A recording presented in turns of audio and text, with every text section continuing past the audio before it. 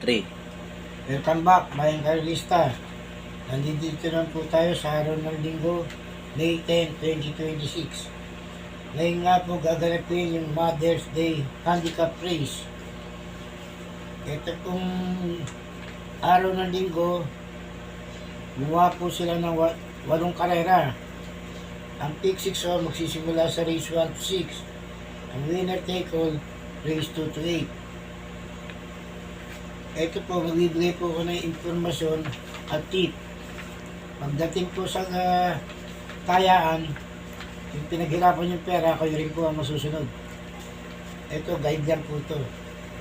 Magsisimula na po ako sa race number 1. 5 kabayo maglalaban dito. Pero lahat po ito may panalo. Pero ang pili ko rito, number 3 ako, bid for pin. Ang panigundo ko, 5, street swag. Dito sa race number 1, ang pili ko, bid for 10, ang panigundo ko, street swag. Ilipat na tayo sa race number 2. Ito na yung sinasabing winner take all. Dito sa race number 2, gaganapin ho yung laban nito ng mga 6 na kabayo. Puro imported ho to. Itong kabayong dos, praise, mag-hipaya na ito, magaling ho to. Ang problema ho, ngayon lang ho tatakbo to. Baka manibago ho ito. Pero kung hindi ho manibago to, yung galing niya sa katawan, gagawin niya, lamang na lamang ho ito. Kaya ang pang-primera ko rito, si Pirate, ang panigundo ko, si Andiamo Perez. Dito sa race number 2, ang pang-primera ko si Pirate, ang panigundo ko, si Andiamo Perez. Lipat na ho tayo sa pangalawang kick 6. Simula ho ito sa race 3. Dito, gaganapin itong magagaling na kabayan ho ito. Dito, walang outsider dito. Kahit sino ho, pwedeng manalo rito. Pero ang pang-primera ko rito, itong numero 9, Madam Edlea. Ang panigundo ko, I told Mama. Dito sa race number 3, ang pang-primera ko, Madam Edlea. Ang panigundo ko, I told Mama. Lipat na tayo dito sa race number 4. Ito yung pick 5. Race 4 to 8. Ang pang-primera ko rito, ito mga campaigner stake race to. Katulad ni Big Leftover at saka ni plus 5 kosa. Marami yung magaling dito. Wala akong pwedeng itchapera rito. Lahat so ito may panalo. Pero ako, ang pag-primera ko rito, 7, Big Leftover. Ang panigundo ko, plus 5 kosa.